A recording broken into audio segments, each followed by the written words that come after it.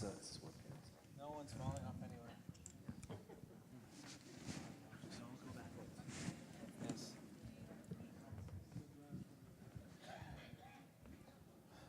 Welcome here, everyone. I'm glad you found your way. We were a little concerned, and I was talking with David, the executive director of IPF tonight, as we were looking at the signage on campus. It's good that you found your way. Ronit and the team had to do a last-minute switch on the signage because at first it said Gaza crisis this way. And we realized that's probably not the right language. So we changed it. Gaza solution this way. What happened? We're dropping something? Glasses lens. Oh, wow. You don't need that. There goes your nose. There we go. Use the force, Luke. Inside joke. Okay, welcome here, everyone. Great to have you. My name is Zach Bodner. I'm the CEO of the Oshman Family JCC here in Palo Alto. We have a really unique, special opportunity tonight. It's rare that we have two incredible organizations that have come out and partnered with us and sponsored something so insightful and so different, and we were just thrilled to be able to jump at this opportunity. Both these organizations are doing incredible work on the ground in Israel, in America, in the Palestinian territories, trying to bring about peace, trying to make change. The first organization is the Arava Institute for Environmental Studies. Their mission is to advance cross-border environmental cooperation in the face of political conflict. For over 20 years, the Arava Institute has pioneered environmental studies, research, and cooperation among Israelis, Palestinians, and Jordanians. Our second organization is the Israel Policy Forum, or IPF. IPF is an American organization whose goal is to mobilize support among American Jewish leaders as well as U.S. policymakers toward the realization of a two-state solution. I'd like to thank the executive directors of both of these organizations who are here tonight. From IPF, David Halprin, and from the Arava Institute, David Lehrer. Guys, stand up and be acknowledged. Thank you, David and David. Both these organizations are doing incredible work. They need your support. They want your support. And so if you're so inclined to help them, we will happily help make that shidduch, if you'd like. And there's materials in the back as well. So again, thanks, guys. Really appreciate you coming to us and making this happen. And of course, the other organization that has helped make this happen, the OFJCC, and specifically our ICC department within the JCC, our Israeli Cultural Affairs Department, Cultural Connections, and Ronit Jacobs in the back, who is our amazing director of the ICC with her team. Okay, let's dive in. We ready to have a conversation? Look, it's rare that you have two organizations that are dealing with something and attacking it from different levels. On the one hand, you have, at the 30,000-foot view, the academic kind of looking at policy papers and making policy recommendations. That's what the IPF is doing. And then you have the Arava Institute that's working on the ground to make change, tachlis, to do the work that has to have people's lives get better on a moment-to-moment basis. So let me start with the Israel Policy Forum. They assembled a task force over 6 months ago, and it was a great coalition with the Center for New American Security and the Brookings Institute, and they brought together a number of different foundations. And in their think tank leadership, they had the Washington Institute, they had the Carnegie Endowment, they had the S. Daniel Abraham Center, they had the Council on Foreign Relations. This is a pretty esteemed group, and they came up with a report. And the task force report is back there if you're interested in a copy, or at least the highlights of it. And it's called Ending Gaza's Perpetual Crisis, a New U.S. Approach. So tonight we have two representatives to discuss the findings of the task force. First we have Ilan Goldenberg. He's the director of the Middle East Security Program at the Center for a New American Security. Previously, Ilan was the chief of staff for the small team supporting Secretary of State John Kerry's initiative to conduct permanent status negotiations between the Israelis and Palestinians. On his left, we have Hadi Amr, a visiting professor at the Brookings Institution. Hadi was the U.S. Deputy Special Envoy for Israeli-Palestinian negotiations, focusing specifically on economics and Gaza, and this was also in the Obama White House. So thank you both for joining us here tonight. And yes. And as for the Arava Institute, they have a partnership with an organization called Damor for Community Development. And they launched an initiative called the Track 2 Environmental Forum. And it was launched in 2016 in response to the absence of official peace negotiations between the Israeli government and the Palestinian Authority. And so the region's deteriorating environmental situation was what Track 2 was aimed to resolve. And so they really want to help resolve the critical environmental issues through an implementation of cross-border projects and laying the foundation for environmentally sound principles for peace. The Track 2 team is comprised of former Palestinian Authority ministers, Israeli leaders, and diplomatic experts, and the initiative has more than a dozen what they call shovel-ready projects awaiting implementation. Actually, when we're speaking tonight, I think you said they're like 14. It's Jewish numbers, so it's elevated a little bit. It's like all Jewish men are over 6 feet. It's the same sort of thing. No, but they really do have a number of incredible projects on the ground. The projects are designed with the political complexities of the region in mind, as well as the opportunities for pragmatic policy support. They aim to safeguard security, promote energy and water accessibility and stability, and advance agreements between the governments towards a peaceful resolution of the conflict. Our guests tonight, on my right, Dr. Debbie Sandler. She's the chair of the Arava Institute's Track 2 Environmental Forum. She has a PhD from Oxford. She published the very first joint Israeli-Jordanian study of the Red Sea, and she lives in Tel Aviv.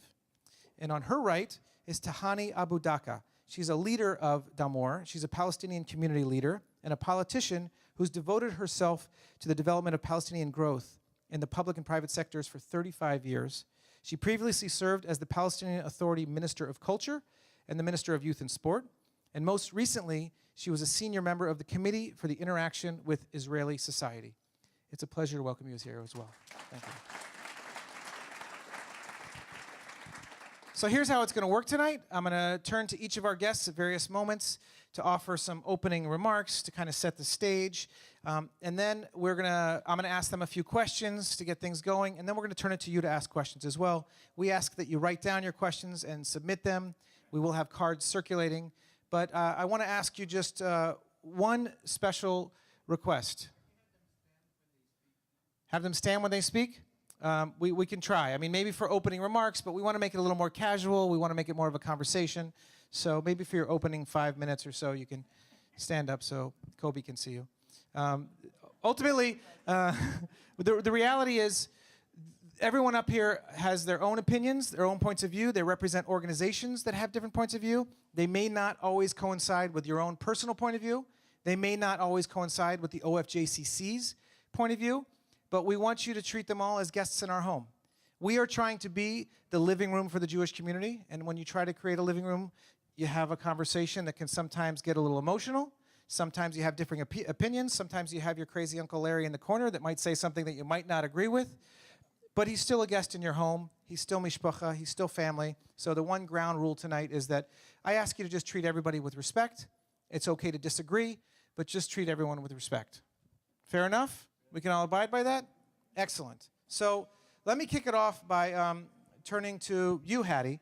And with all that's going on in Gaza today, with the protesters coming up on the fence, with the balloons, the incendiary balloons and the rockets, and the frustration amongst Israelis, tell us a little bit about what's really going on from your perspective and what can be done.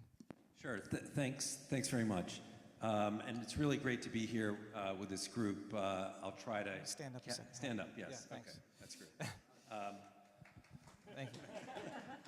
So look, anyway, it's great to be here. It's a real honor to be here. And let me talk a little bit for a second about the task force that we formed. So Alon and I both worked together for Secretary John Kerry in his quest to bring about Israeli-Palestinian negotiations. What we discovered both through those negotiations and through the perception in Washington was that the thinking was let's try and broker a deal between Israel and the Palestinian Authority in the West Bank, and Gaza will just fix itself.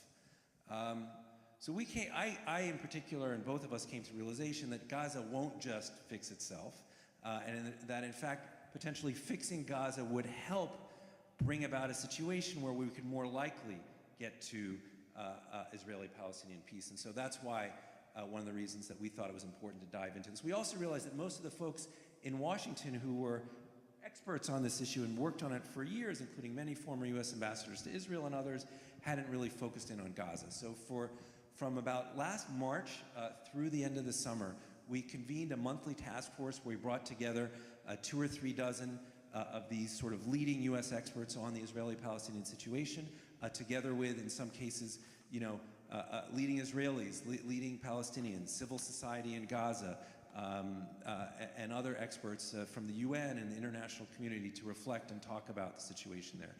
And what we Ilan and I will hopefully both get a chance to talk about, but what I want to talk about here for a second is the situation on the ground in Gaza, the daily lives of people in Gaza. Just want to throw a few little factoids out there for you, and as was mentioned, we've got a bunch of nice graphs in our report that illustrate this. But while Israel today is sort of succeeding, I think, beyond the wildest dreams of its founders, with a GDP per capita of $40,000 a year, higher than England, higher than Italy, higher than France, higher than Japan, we have a situation in Gaza where per capita GDP is $2,000 a year. So let's just think about that in our own American context, where you've got two areas just miles apart. One area where GDP per capita is $40,000 a year, and right next door, it's $2,000 a year, a factor of 20 times.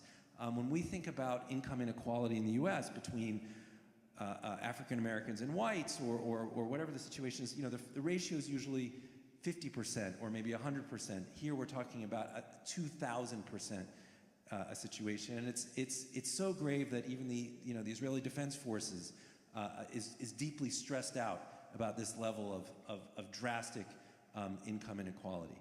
Why is the situation like in Gaza this way? Well, there are a number of reasons. A lot have to do with the Hamas takeover in Gaza, and it's also the Israeli response to that, whereby Gaza, once upon a time, the economy was inextricably linked to the Israeli economy. There were 25,000 Gazans that transited every day from Gaza into Israel. Today there are basically zero. There are a few hundred that will transit to Israel every day. Those are usually humanitarian cases or students traveling internationally. And so as a result, we have an unemployment situation in Gaza where the unemployment rate, just digest this for a second, is 53%. The unemployment rate in Gaza is higher than any country in the world. Gaza's not a country, but if it were a country, it would be higher than any country. It's on the rise. It's been steadily rising. Along with that, 97% of the water is unfit for human consumption. Electricity, until very recently, was only available 4 to 6 hours per day. And this in a very densely populated urban area, twice the size of Washington, D.C., where the population density is more than 13 times higher than what it is in Israel. So life in Gaza is not a happy situation from a political perspective. It's also not a happy situation from a humanitarian or economic perspective. And because I believe, and I believe from a human and ethical perspective, I believe from an American security perspective, and I believe from a Palestinian interest perspective, and I also believe from a perspective of the interests of Israel and, dare I say, the Jewish people, that this humanitarian situation in Gaza is a crisis that can and should be addressed today, and that in our report we spell out ways to get into that and how to get into that. And it needs to be addressed, with Israel's security concerns in mind, and side by side with addressing a series of political considerations, which I'll let Ilan get into. We co-authored this report, but we've been doing this tour, and so I talk about one bit, and he talks about another. So it's a little bit of a dog and pony show. I don't know who's the dog and who's the pony. I think it's in everyone's interest to address this 51% unemployment, 53% unemployment rate in Gaza. The fact that 97% of the water is unfit for human consumption. The fact that the vast majority of the human waste in Gaza, because of the lack of electricity and facilities, goes directly either into the groundwater or into the sea untreated. And because of the way the Mediterranean flows, all that flows to the northeast in Israel's direction. So there are humanitarian ways that the situation can be addressed. And I think if you were to talk to leaders in Israel, they would agree that there's a kind of a growing consensus today not only in Palestinian society, but also, and probably even more so, or equally so in Israeli society, that the humanitarian situation in Gaza should be addressed, and that means water, electricity, and jobs. Should I get into now, you think, the solutions, or should we wait for...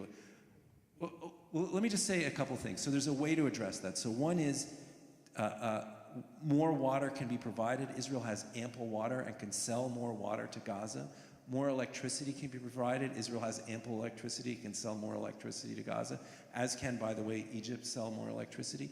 And on job creation, there are industrial zones that can be set up on Gaza's border. And finally, it is possible, and I think not all in Israel, but certainly the IDF feel that it is possible to return Gazans to working in Israel.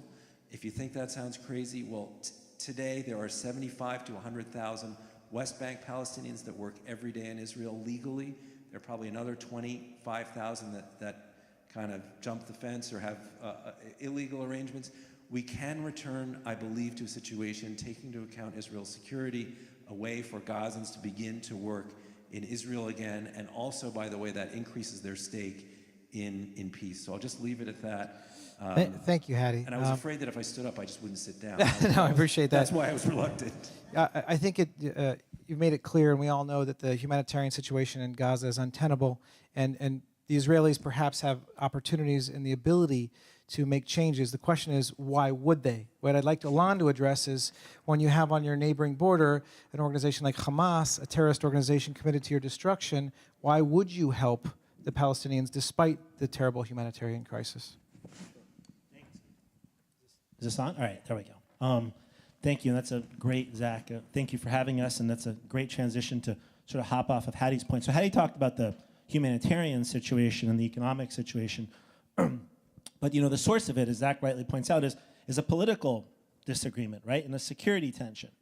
Fundamentally, we have this cycle where Hamas has taken over Gaza. It uses violence to try to apply pressure on Israel and also to build political support at home. Israel responds with a blockade that's then supported by Egypt and the rest of the international community, mostly, at least implicitly. This squeezes, Gazans and the situation there. Eventually, tensions boil over and it explodes. And we've had 3 wars now, right? 2009, 2012, 2014. And God knows how many near misses, and God forbid, but probably true at some point in the future, another war, if not more. And so when these wars explode, suddenly the international community rushes in. It's led by Egypt and the UN. They negotiate some kind of a ceasefire. Everybody agrees basically quiet for quiet is the term that you hear, right? Everybody stop fighting. And some small economic benefits for Hamas, an agreement to talk about more things later, none of which ever happen. The situation starts to build again, explodes, and we're just in this cycle.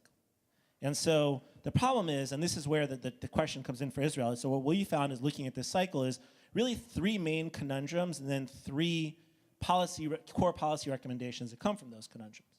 The first conundrum is, okay, any economic benefits that you provide to Gaza in some form or another could help Hamas, right? And if what you really want to do is squeeze and break Hamas to the point where it gives up, are you inadvertently helping Hamas? Now, what we've found is, but if you just squeeze and break Hamas, you have 2 million Palestinians who are stuck in the middle of this. Civilians, many of whom don't support Hamas, but are victims in this situation and are victims of all the things that Hattie talked about, as well as civilians on the Israeli side who live in the south and really large portions of the country who then deal with rocket fire coming at them.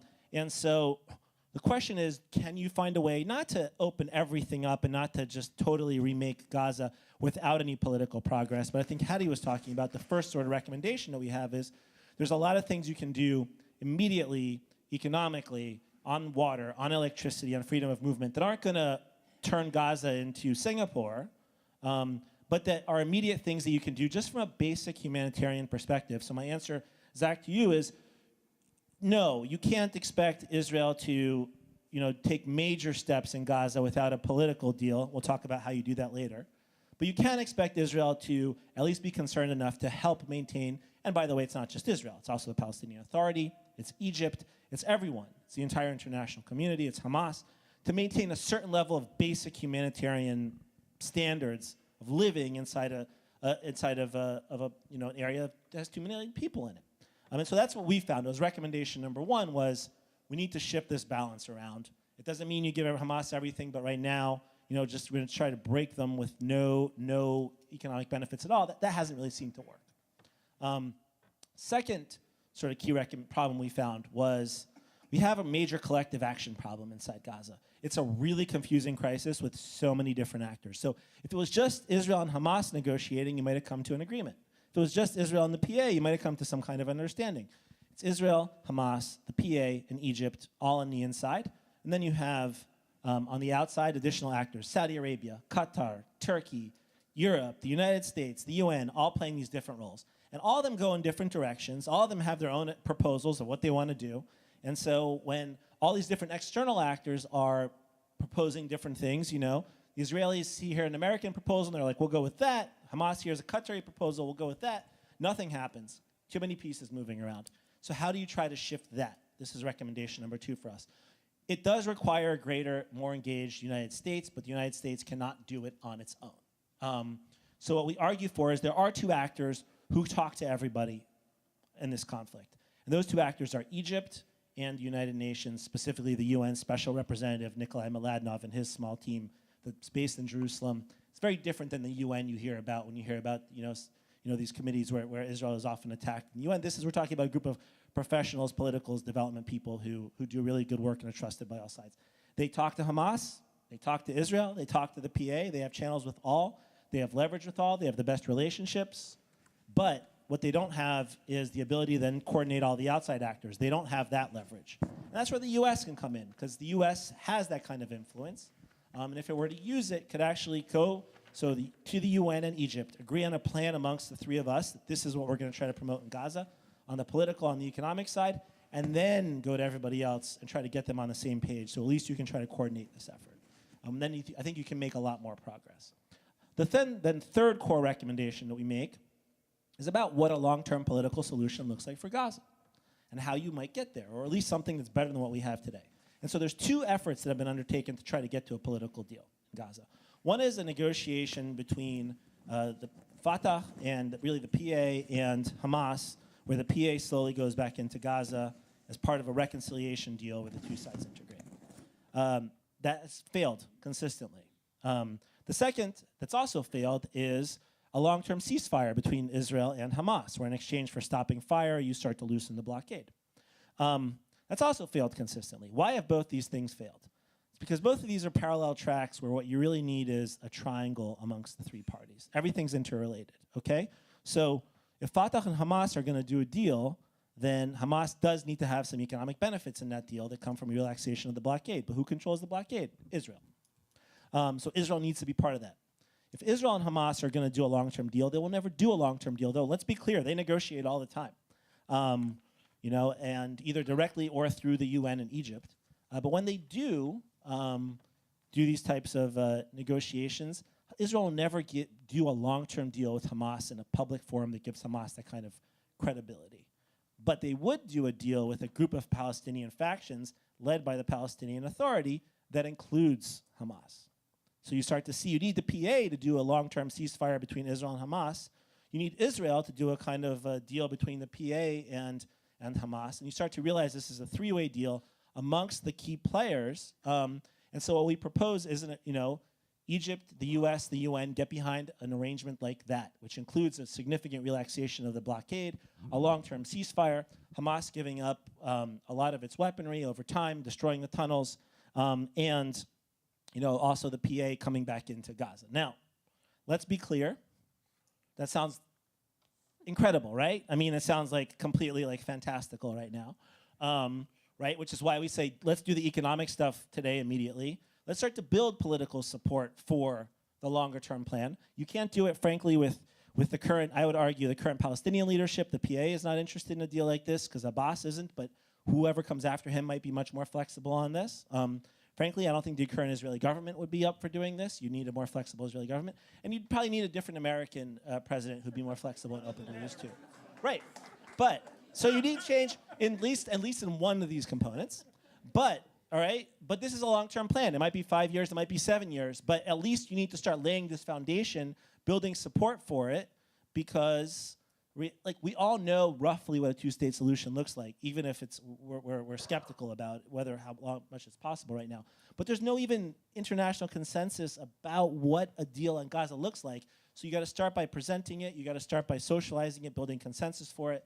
And then there will come a moment, and God forbid that moment might be, most likely, another major conflict where all the parties are looking at much worse options. And then if they understand that this is a solution that's on the table, they become more flexible and it becomes more likely. But at least you have to start thinking this way and looking for a solution, because we spent a lot of time looking. We couldn't find another framework that could actually work as a long-term solution. So maybe I'll stop there. Thank you, Alon. Debbie, I want to turn to you, because Alon laid out kind of a long-term view that we would all love to see, but he also sounded a little bit like Tevye and Fiddler on the Roof. On the one hand, on the other hand, so we all know where that goes. But it would be great for the long term. But what are we able to do in the short term? And what is Israel able to provide, recognizing that Hamas is in power, that Hamas is holding the reins, and that Fatah may not want to make Hamas look like the champions by providing help to the Gazans on the ground? Thank you very much. I was thinking the same thing, sunrise, sunset. Hi, my name is Debbie Sandler. I'm the chair of Track 2 Environmental Forum. I live in Tel Aviv, and I grew up in America, but I haven't lived here for most of my adult life. But I'm so happy to be back. I am a member of the California Bar, but then I left, and that was it.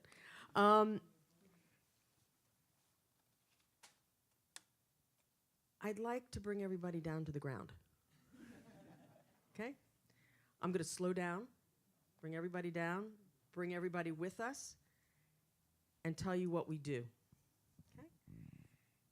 So I work for the Arava Institute, which is located about a half hour north of Eilat. It is the only institute in any conflict zone in the world that works in the conflict zone for regional environmental cooperation. That's a big deal. It's been going for over 20 years. It brings in students. It's associated with Ben Gurion University. The students are at the first degree, second degree, and above level. And it's a third Jews, Israeli Jews, a third Palestinians and Jordanians, and a third international. They've been going for 20-something years.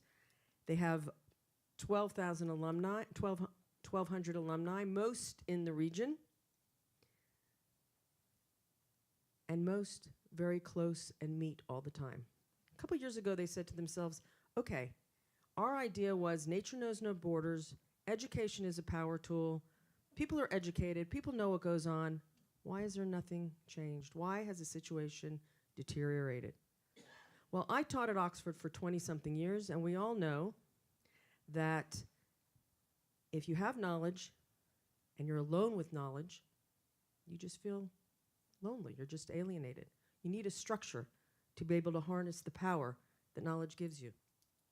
So they did a lot of brainstorming and decided they needed something new, a big new initiative, which has now become very large, and it's called the Track 2 Environmental Forum. And the idea is that we would look at Track 2s around the world, and we would look at our situation and figure out what's not working and what can work. Track 1 is when governments speak to each other, government to government talking, the way they were talking about, come to agreements, and then it's implemented usually by Track 2 or civic society. But it's not only trickle down, it's also trickle up. It also informs what's happening in government. In our region, there is no Track 1. That's the sunrise, sunset. In other words, when I first started, I within a year became the chair of this process. I went to the Israeli Ministry of Environment and I said to them, listen, we want to do stuff with the Palestinians. And she said to me, we're desperate for you to do it. I'm under orders not to talk to my counterparts on the Palestinian side, and they're under the same orders. Anything you can do is welcome. So in most areas of the world, Track 1 has all the power. In our region, we realized it's Track 2. And we started working. We came up with this thing called project-based Track 2. Because you've probably heard a lot of people coming here, Palestinians and Israelis, talking about talking. Right? Yeah, there's a lot of nods. Talking about talking, or, playing a sports game together and then everybody going home. And that's great, but that's not what we're about. We all who work on this, and you'll hear about this in a little while, really believe that we have to move the needle. And the way to move the needle is to look at what's happening and address those needs. Now, before I get into how we do it, I'm just going to say one thing to follow up. You talked about the humanitarian crisis. Tahani, who is from Gaza, her family lives there, her cousins live there, her son lives there, her parents live there, calls me up when the bombings are going on, or there's not enough food, or there's not enough water. And the humanitarian crisis is, if you can imagine people, look at her face, look at her children, it's real. It happens to people just like us. But as an Israeli and as a Jew, I'm also very, very worried about Israel's survival. Like many of you probably, my whole family was decimated in the Holocaust, and for me, Israel's survival is paramount.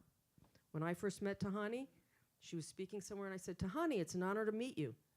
She looked me in the eye, took my hand, and she said, I'm only doing this because I'm thinking about my people, and this is what I need for my people. And I looked her back, and I said, that's great, because I'm doing it for mine. So from that minute on, we hit it off. There's a very clear honesty that self-interest is common interest. And that's what we're working on.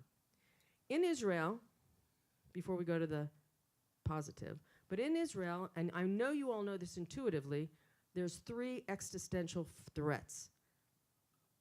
And mothers will send their sons to the front lines in order to bring security to Israel. The first is conventional armies. We don't want to be thrown in the sea. We don't want to be overrun. We have a fantastic military. The second is non-conventional, biological, chemical, cyber. The Israeli cyber progress is phenomenal. And the third is terrorism. Every time before elections, these start getting stirred up. So things like economy, the price of cottage cheese, goes out the window. The environment is considered soft. Nothing matters except survival. And it's deep in our veins. So we are arguing that we're not just about projects on the ground, but there's a real reason why we are doing this track too. We believe, all of us believe, that Israel is under a new existential threat. That's not water security for Israel.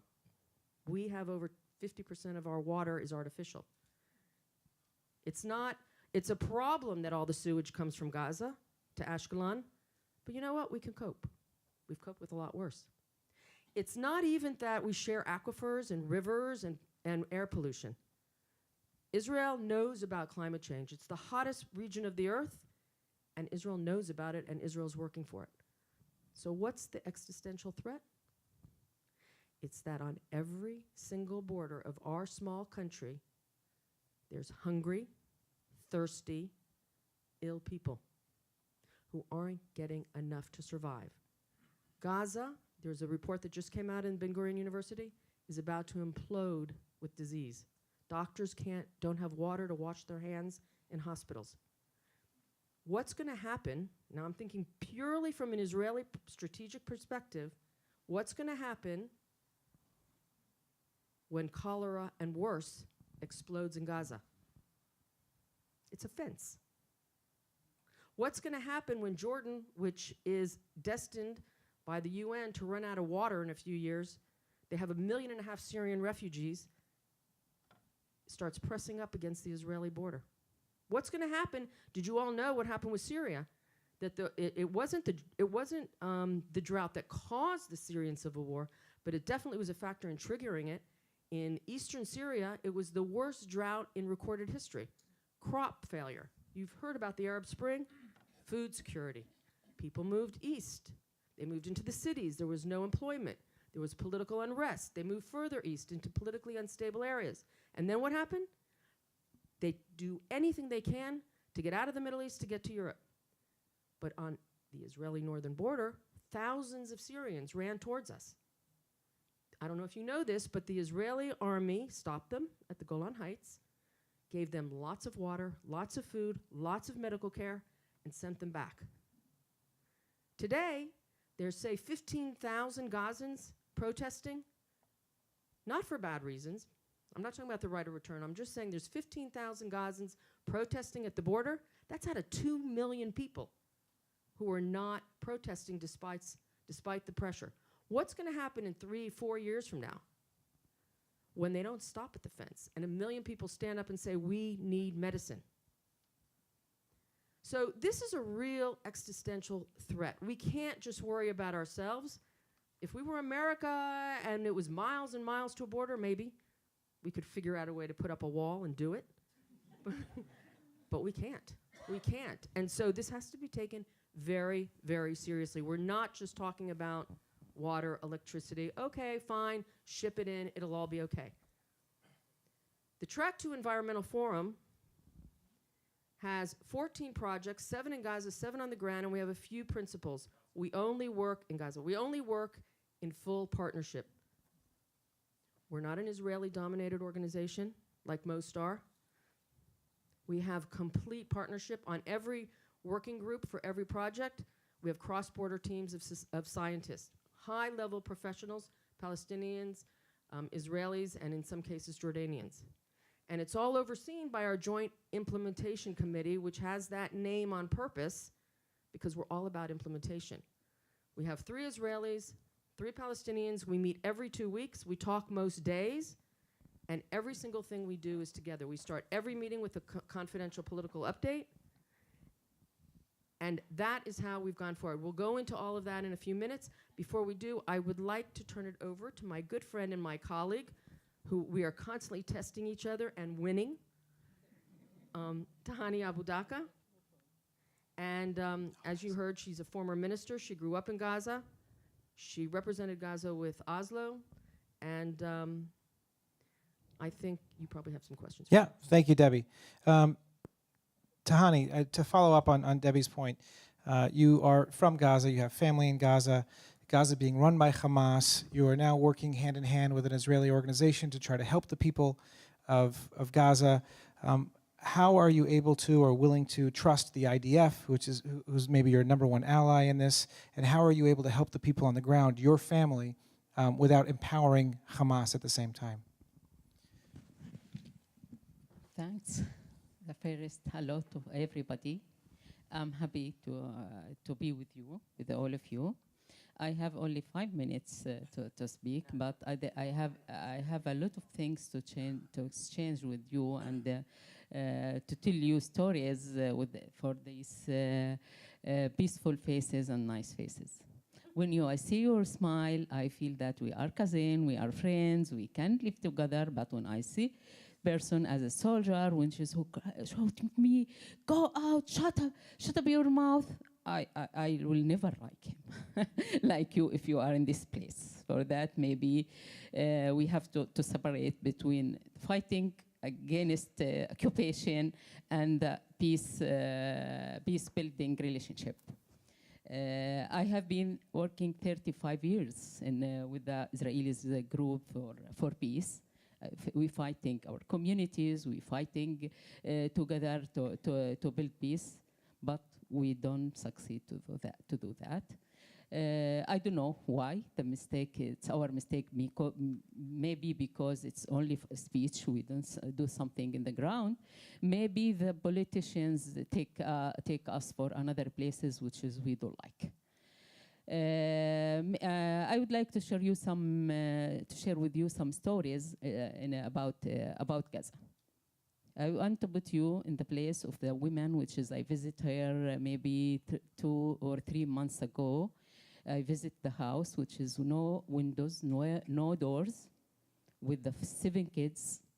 They have only bread and salt. She put the salt for her kids or her children, put the salt in the bread and give them to eat. If you are in this place, what will you do? There's the 70% of the businesses there, it's closed because there is no electricity. The most of the farmers now, they don't farm their farms because there is no water and there is no electricity to pump. Then the most of the families, they don't have income. For that, they have a lot of problems. If they go to the border, it's not mean that they are supporting Hamas. It's not mean they are against the Israelis. They against the border. They need the freedom. They need to go out. They need to work. They need money. They need electricity. They need water. If we back to 25 or 30 years ago, in the 17th and the 1st of 18th, while Gaza was open, there's a lot of exchange, visit, family relationship, make shopping, businesses together. I have a partnership in business and fashion design with the Israeli partner, which is he maybe middle of the night he come to take the product because he want to export it outside, and also me when I finish the work, I drive my car direct to Tel Aviv, and I gave him and it's what it was. Now it's nothing, which means that the Gaza people, they are not dangerous people. They are not haters, but they are suffering from the situation now. If you suffer from that situation, and your family and the others tell you that it's because of the Israelis, what the action, what we will take it. For that, I think it's because I know the Israelis community. I know a lot of Israelis people, which is we are a friend and we are a partner. But our new generation, they doesn't know. My kids doesn't know. They never saw any Israelis. They never saw any Jewish. They don't know who's the Jewish person, how it's look like. And also there is no about the good Israelis people and good Israelis families. For that, we have to show them there is another hand. It's not only the Israelis, which is they send the rockets, which is they are driving the tanks, or they are soldiers. There is another Israelis which they are fighting for peace, they are supporting us, they are believing in state solution. Maybe this is the situation. I see it's good for my people also. I don't want my kids to be in difficult situation, to hurt somebody, to spend his life fighting with the other. Maybe we can be good neighbors with the two states. We can work together. We can have maybe use the Israelis technology, Israelis monies, and Palestinian human resource, Palestinian money. We are the two people. They are well educated. If we work together, we will have a very, very big power. We can go to all the Arab countries together. We can be the best in the area. But now we spend our time for nothing. We are killing each other. We are fighting each other.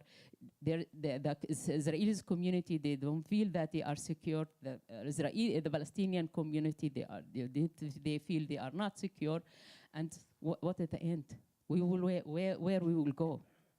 The best thing we have to think about that peace. We have to push our governments to go to do peace, and also we have to show the people good faces. We have to show to learn them good experience. We work with Araba Institute also to give the experience to our people that there is Israeli organization. They come work, make project for you. They want to help you. You want to give you the hope to find job, to have electricity, to have water, good life, good health, and everything. It will help for our future. Because we don't know anything about each other. Maybe before some of you, they don't believe that there is in Gaza women that come like this and speak like this. I just now, maybe in 1 hour, I tell Ishaq there is my daughter. She was against my oldest daughter. She was 10 years ago against, or 15 years ago, against me. Against my work with the Israeli company, which I invite him home and I visited him. She said, "Mom, I feel shame that you are like this." 12 years ago, she went to Malta to do her master's degree in EU University. They give scholarship to the Mediterranean countries. And when she went there, she find the Arab student. She went directly to the Arab student. She are happy that she meet the Arabs. But the Arab student, they look at her. I think she was the only girl in the group.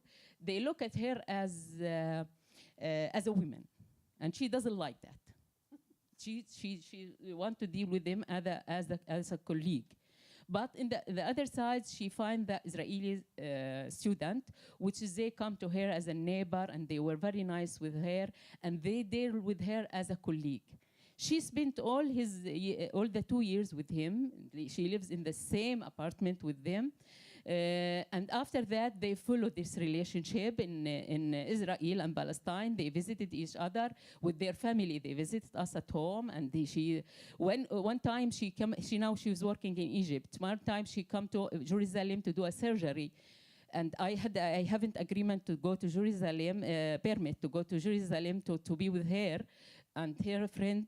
He was with his girlfriend with her in the hospital all the days while she is in the hospital.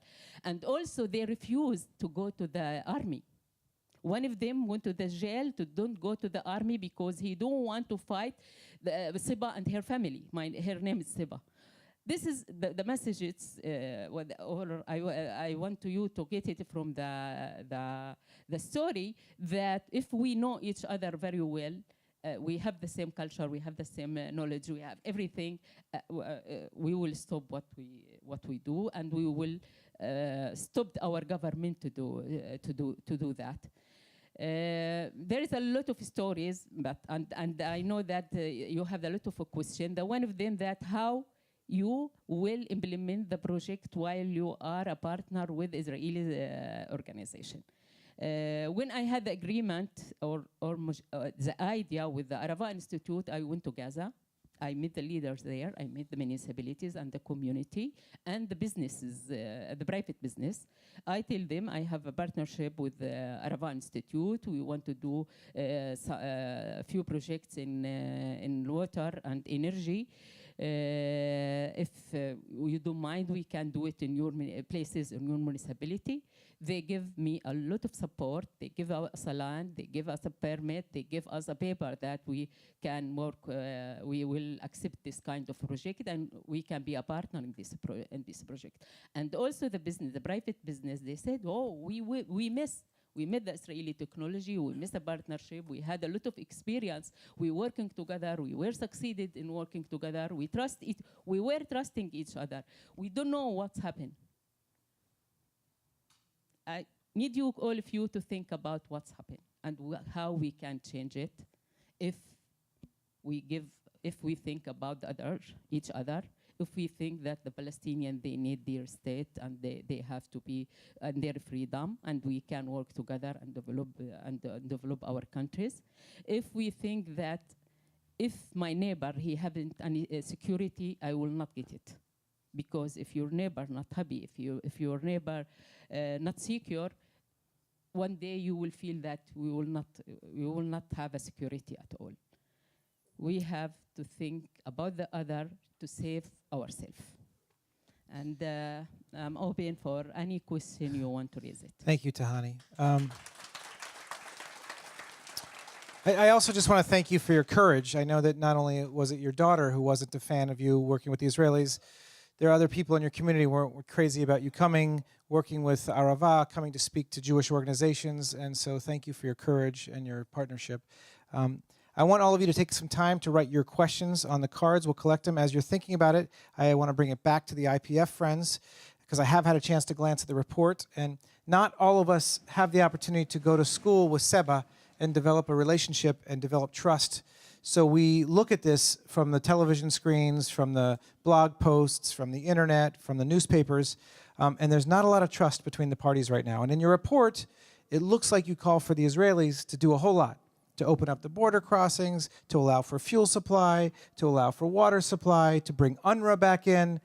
And what are you asking for the Palestinians to do, and why do you expect that the Israelis are going to be okay with a plan like this? Okay, well, first, so I would say we'll call on the Palestinians to do a fair amount too, and also on Egypt and on the international community. But I do think you need to start from the perspective of, first of all, you do need to remember Palestinian Authority gives 40% of its budget every year goes towards Gaza. Palestinian Authority has a budget of about $4 billion, $1.5 billion a year goes to Gaza. That's more than anybody else gives to Gaza. Palestinian Authority is the largest donor to Gaza, despite the fact that it's also doing a lot to try to squeeze Hamas. And it's still small. I think that this bigger question here, financially, I mean, you look at Israel, as Hadi was saying, has sort of achieved, basically succeeded beyond the wildest dreams of its founders. And so Israel has the most cards to play in this game, and we need to be realistic about that, But there are a lot of things we asked Egypt and the Palestinian Authority to do. We asked Egypt to give more water, to give more electricity. Any political deal will be harder, believe it or not. The political deal that we propose, in my assessment, is hardest for the Palestinian Authority to accept. They get the least in that deal. Israel and Hamas both get a lot. Israel gets a long-term ceasefire. That means no more rockets, period, right? I mean, that's a big deal for Israel. That is a huge gift for Israel, which is what we asked for in exchange for the major relaxation of the blockade, right? The PA gets to own Gaza, which it does not want to own. And so this is why we try to, offer some additional incentives for the PA. So I would argue that we try to ask everybody, every party has to do something in any deal that's going to work. But yes, Israel has more cards than anybody else, and therefore Israel will have to give more in some ways than anybody else, or do more, but it also has the most to give, and it has a lot to gain. And so that's, I think, how you need to look at it. So I've heard this argument about Israel has the most to give because they're in the position of power. I want to question your premise because you put the analogy out there about the cards to play. So I'll keep the poker analogy going. Some might say that ending terrorism and launching weapons like Katyusha rockets, like Qassam rockets, should not be a bargaining chip in negotiations, but a precursor to negotiations. The old Oslo model of peace will bring security seems to have flipped on its head, so that security will bring peace. So, Hadi, what would you say to folks that say, look, we're not even going to sit down with Hamas and put on the table a bargaining chip that, well, if you end rockets, we'll lift a blockade, but they need to stop the rockets before they're even willing to sit down at the table? Yeah. So which comes first, the chicken or the egg? I mean, it's an age-old challenge. I guess I would just say a couple of things. First, the question. It comes down to interests, right? And it's just a question you need to ask yourself: is it in Israel's interests, right, for the people of Gaza to have 53% unemployment, 97% of the water unfit for human consumption, a handful of hours of electricity per day, and the majority of raw sewage flowing into the sea? It's a simple question.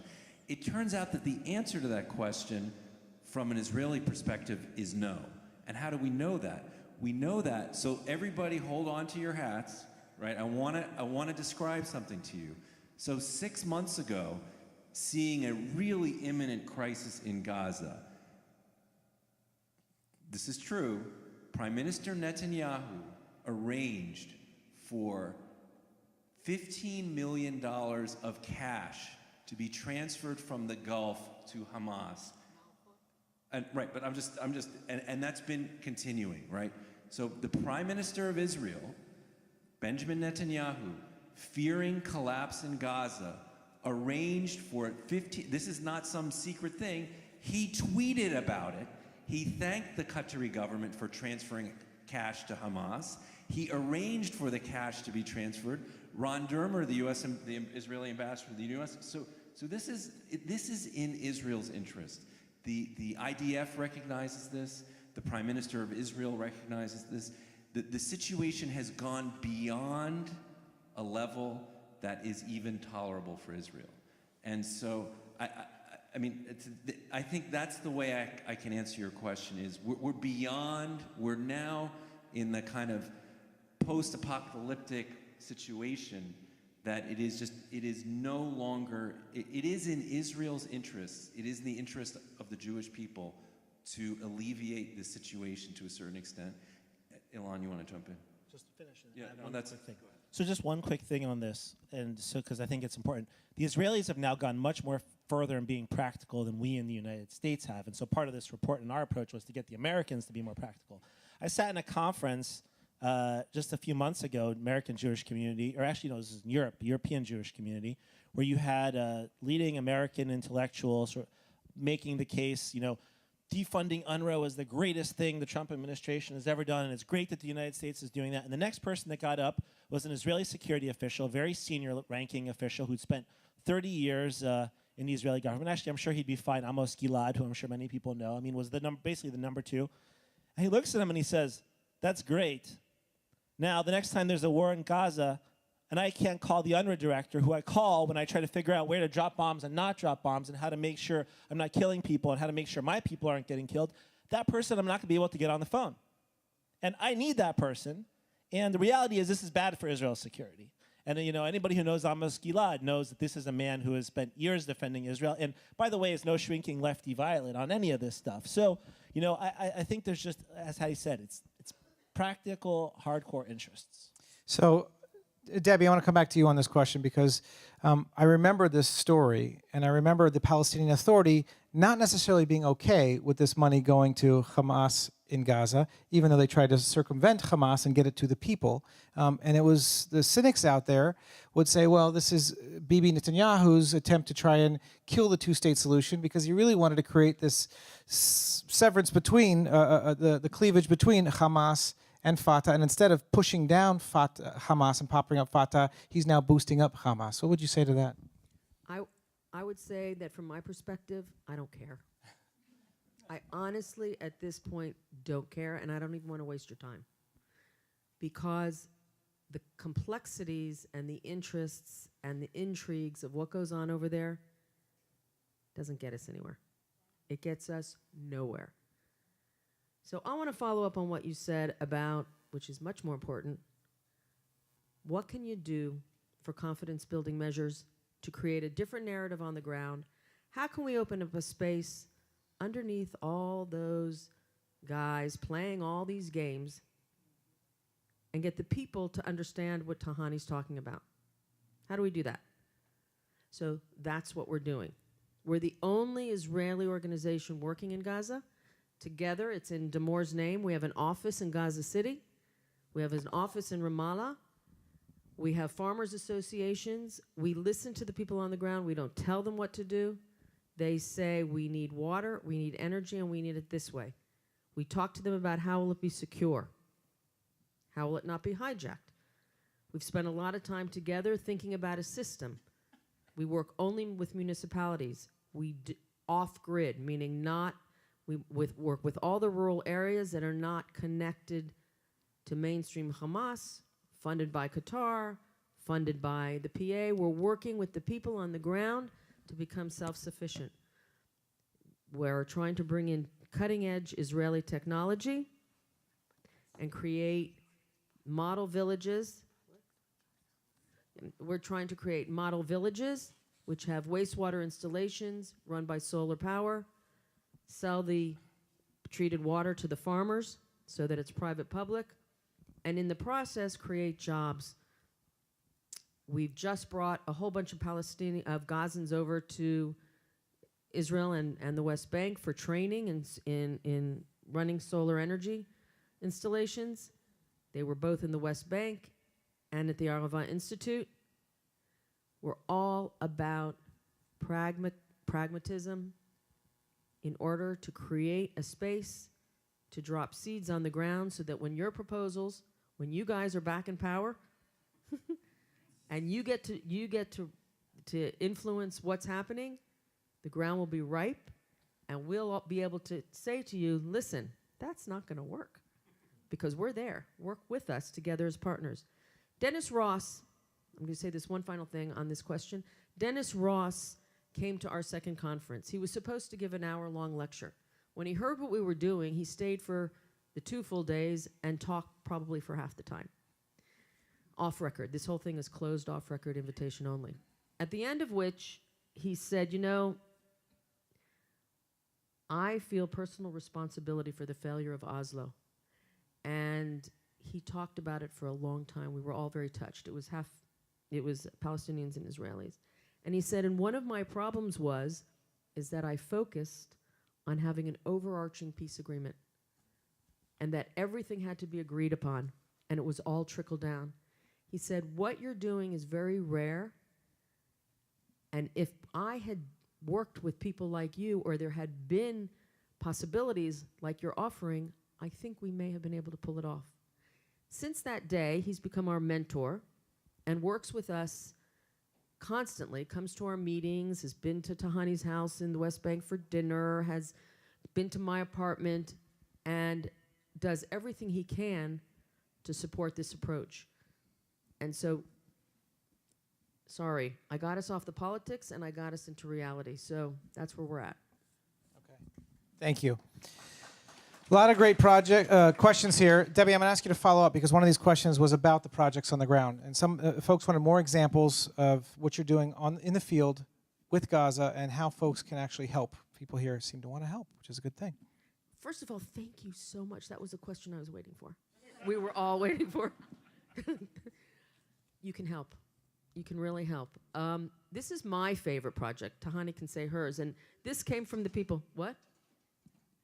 This is David. I'm getting coached here. What would you like to say? Oh, he wants. He's good. Would you like to stand up? This is the help person. Okay, so this is my favorite project. We've got. She'll talk about the village, but one project that is very easy to help with. It's probably, I don't know. We're working out exactly how much it costs, what you get, what you give, and how you follow the results. But it's setting up in an area, a very secure area in the middle of the village with people's support, a wastewater installation.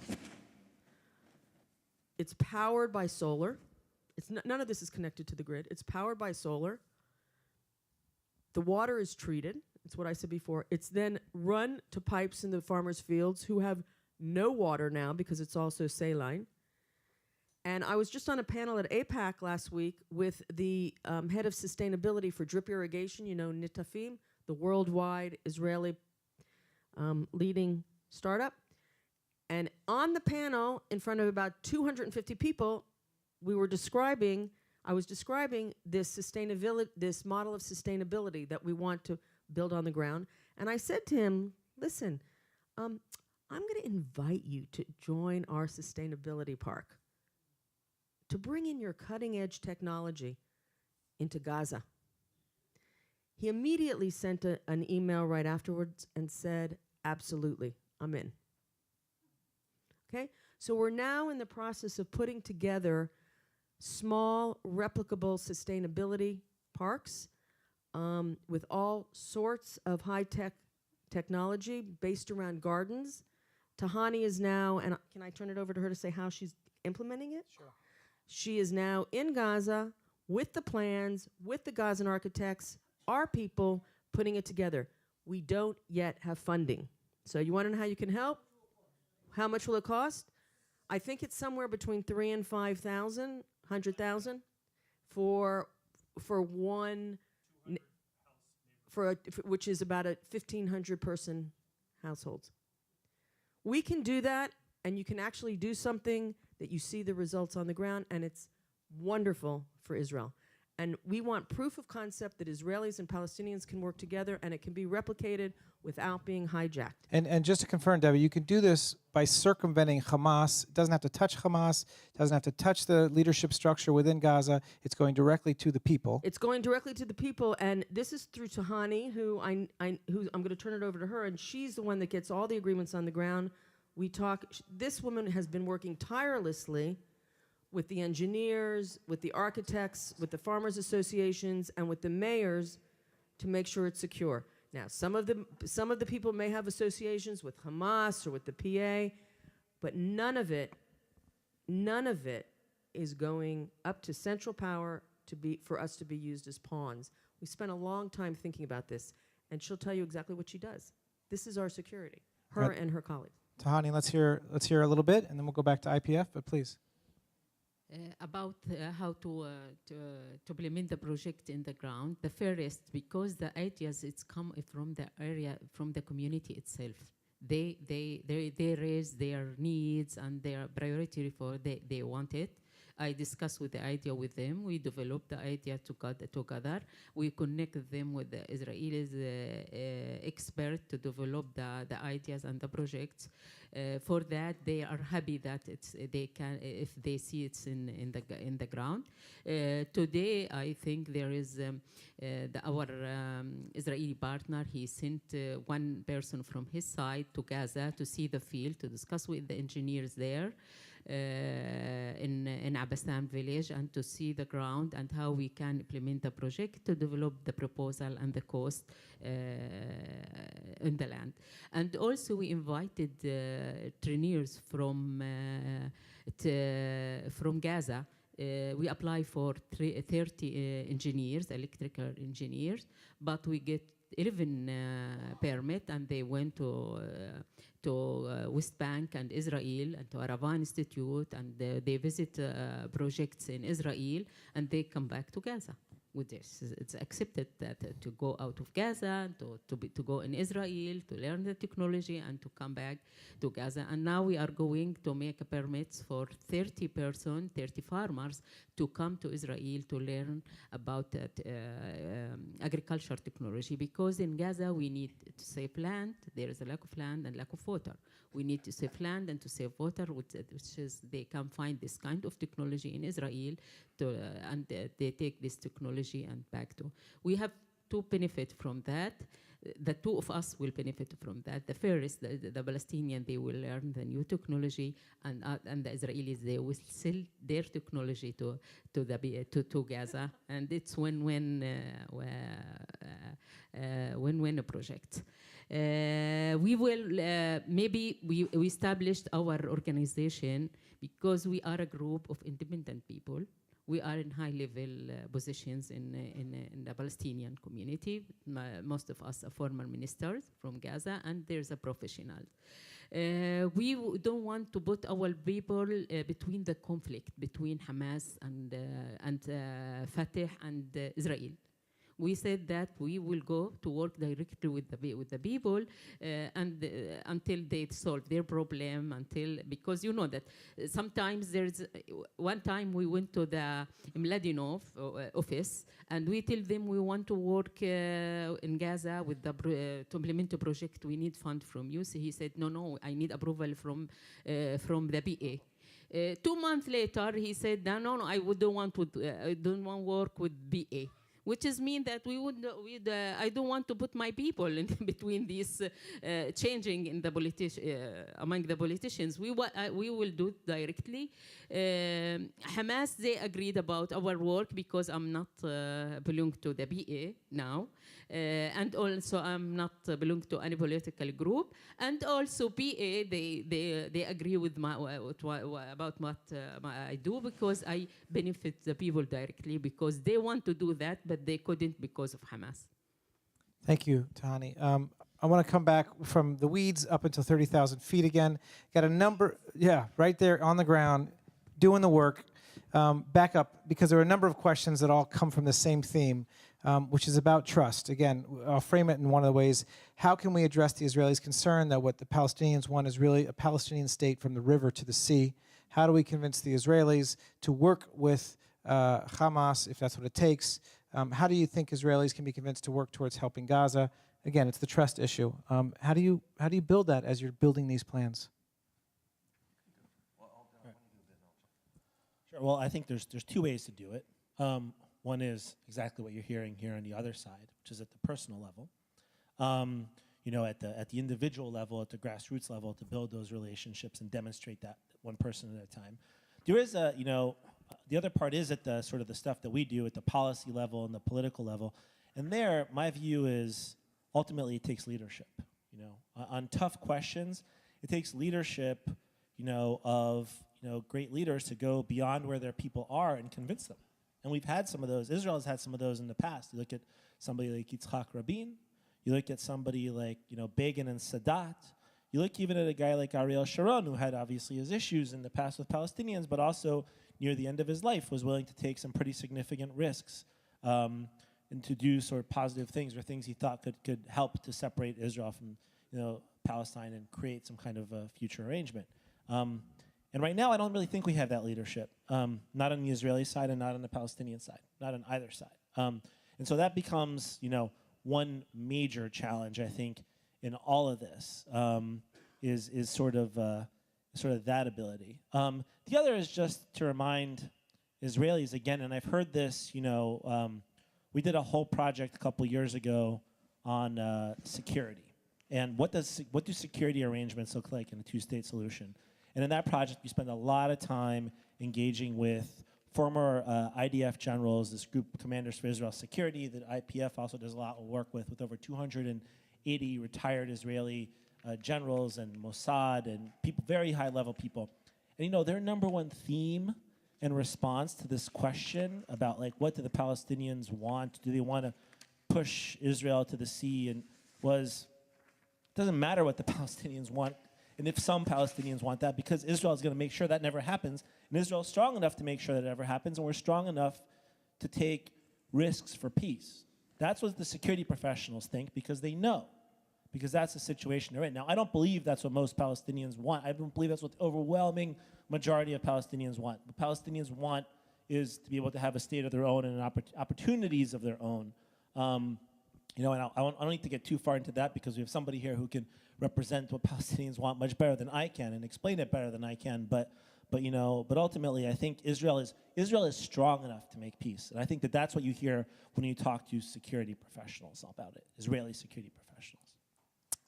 Hadi, real quick, the next question, which kind of dovetails on this, and maybe this is something that Tahani, you can follow up on as well with your answer, but somebody in the audience wants to know, why don't the millions of suffering Palestinians, instead of rising up and protesting at the border fence, why don't they rise up and kick out Hamas, which is the cause of their suffering?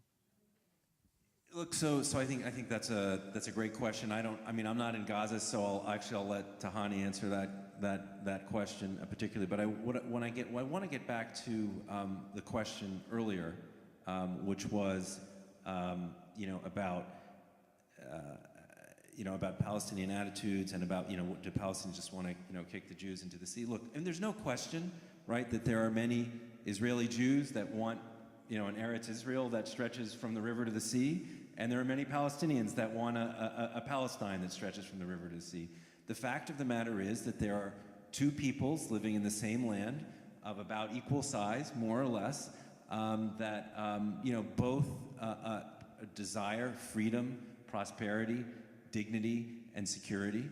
And as Ilan said, Israel is strong enough and it is, again, in Israel's interest to make those concessions to allow for greater measures of Palestinian freedom, dignity, and prosperity. And so, with a Gazan on the panel, I really don't want to answer that question. Okay, fair enough. Tahani, would you like to try to answer the question? About the Palestinian, which is going to go to the border, they are not millions. They are around 15,000 the most. Some days, and after that, it's not like this. But the people, they are going not to take to kill the Israelis, or they want to open the border. They want to fed up of the siege. They want the freedom. They want to go out. They want work. They want the life. I ask some of them, why you are going there? Some of they answer me, we don't have anything to do. I'm finished my master's degree. I don't have work. I feel shame to go to my family because they spent their money to educate me, to pay for my education, and after I couldn't help them. Even I couldn't give my to my mother and father medications. For that, I like to be outside. I go there. Maybe this is only the place I can hide my voice to see we have to end the siege of Gaza. Some of them, they don't understand what happened. Some of them, they are meaning that we need freedom. The most important thing, which is I believe it, we don't have to account or calculate the behaviors or the activities which is being now in the ground if there is no peace. Until there is no peace, until there is a siege, we have to accept what happened. If we want to stop all these things from the two sides, the first we have to sit together to discuss and to make peace agreement. After that, we can blame anybody who doing anything against the other. And yeah, as my colleague said, that the most of the Palestinians, they believe in two-state solution. The most of them, they are believe. All PLO political parties, they believe, they ask for the two-state solution. Even Hamas, I think, they will support this, but if they saw it's happened on the ground. Because when we start Oslo, the negotiation in Oslo, also there is some people, they said, no, we don't want Oslo, we don't want to have a peace agreement. But when we sit to discuss together, we will tell them about the benefit, about the future, and remind them about the Israelis, which is they were working for them and they were serving them during the occupation, then we can be a good partner. After that, they all of them support. If you were following that, they go to after Oslo, they go to the Israeli army tanks and with the flowers, which is mean that they need the peace, looking for peace. But if they don't find anything, what they have to do? I didn't justify what they are doing, but sometimes if I put myself in their place, maybe I will find it's not dangerous. It's not dangerous behavior. It's a behavior, maybe it's not good, but it can be done from these families, which I explained to you. The worker, the youth, which is they don't have work, the families, which is they don't have food, they don't have hope. Even, maybe you hear about the stories about the people, the Palestinian youth, they pay a lot of money to make immigration to Europe through the sea. And they were died in sea during the sea. I think it's the same. They go from dead to dead. If we do a peace, I think everything will be finished. Okay, thank you, Tahani. Out of respect for time, I'd like us to wrap up by asking each of you for a 1-minute closer, ideally with a prediction. How does all this play out 5, 10, 20 years down the future? Predictions. It's kind of like John McLaughlin. How does this play out? Who wants to go first? Look, I mean, it's actually a great question, and it's a scary question. And I think, as Shimon Peres said, it's either two states or one mess, right? And I mean, I'm paraphrasing, but he basically said, either these two peoples that have this passionate attachment to essentially the same land in equal size, that are inextricably linked at the hip, forever, eternally moving forward, find a way to sort of separate into two states, or they find a way, or they kind of stumble forward in one mess. And I mean, that's the big. I mean, I think we can get into details. I mean, honestly, there are days when I'm pessimistic. There are days that I'm optimistic. What I'm worried about today is something that David and I and Alon were talking about at lunch, which is the possibility that parts of the West Bank could soon be annexed by this next Israeli government. And I really am worried. If that happens, that will be such a signal to the Palestinian people. The West Bank and the Palestinian areas, I'm sorry, I'm going off on one. I'll try and wrap it up here.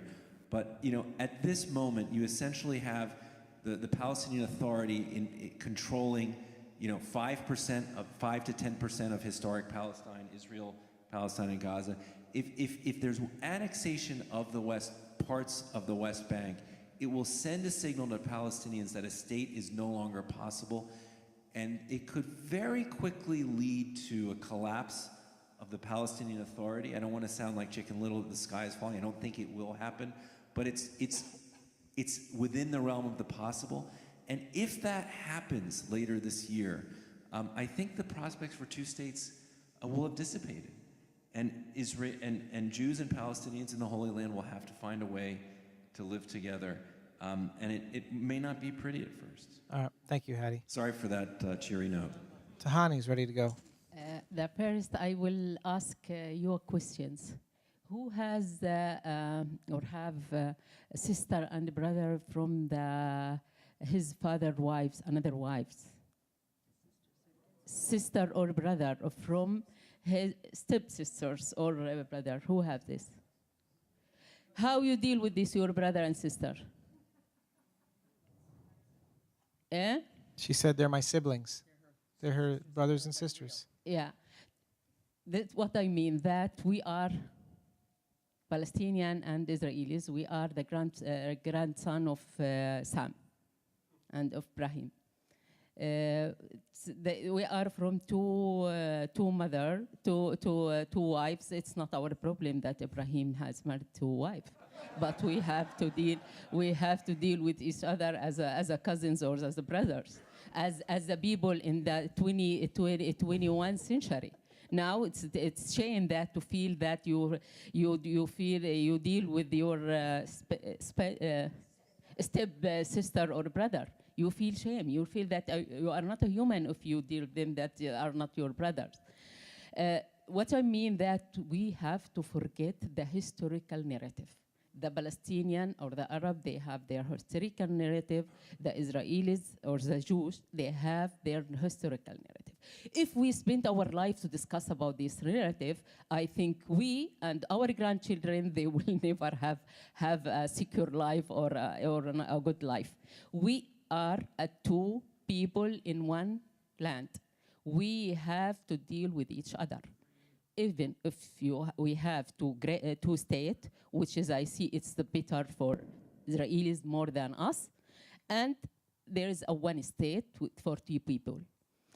Or in the century 21, I think it's shame that we are fighting with weapons each other. We are in the modern world.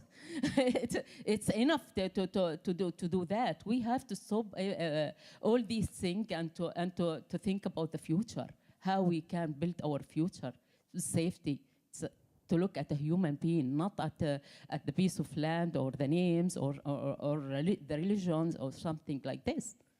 Thank you, Tahani. Thank you. Ilan.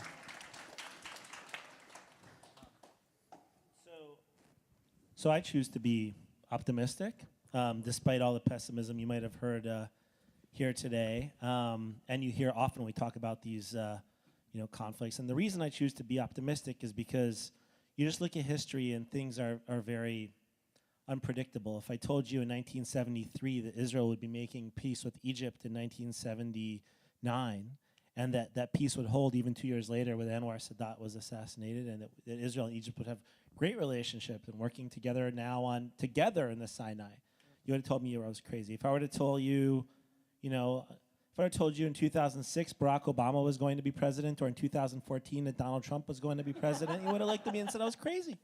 Right? I mean, that's a sign for optimism. No, but it's a sign for optimism in that politics surprise us and stays. So you can look at all the trends and say, well, Israel's getting more conservative and Palestinians don't, and Palestinians are like getting more disillusioned. But things can shift. Things can shift very quickly.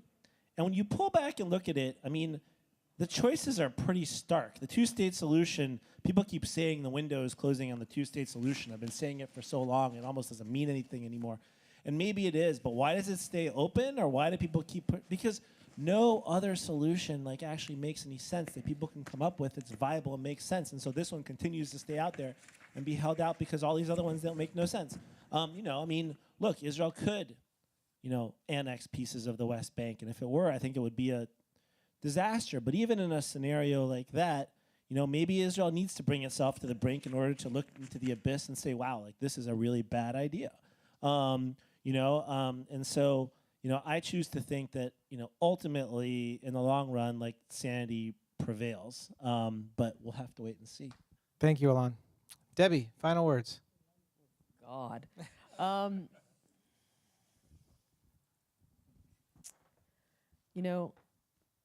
I've read a lot about what happened to Israel during the time of the Romans. And this whole Jewish idea of the intermix between fate and responsibility for one's choices, I keep thinking about that in terms of Israel's future. So I agree with all of you, but again, I'm going to rebel a little bit. Sorry. Living where we live, regardless if one day we're optimistic, another day we're pessimistic, I can tell you everybody I know is cutting off this trip and other trips to get back to vote on next week, including myself. We're all going back. But regardless of what happens, we're working. I can promise you that next week, the week after next week, the month after next month, we're going to be working together. We know we're in this for the long haul, regardless of what the politicians do, because we have no choice. And if you go back to what I said at the very beginning about Israel's survival as a Jewish democratic state, as a state, that's what this is all about. So I don't want to make predictions. I just want to tell you that we're going to be there. We're going to be on the ground. We're going to be also in the policy halls. We're going to also be knocking on the doors of the government. We're going to be there day in, day out, week in, week out, and that's about as far as I can see. And I'll be there as long as Israel remains and as long as it's Jewish and democratic. That's it. Thank you, Debbie. Thank you all. Whether you're an optimist, a pessimist, it reminds me of David Ben-Gurion's quote, to be a realist in the Middle East, you have to believe in miracles.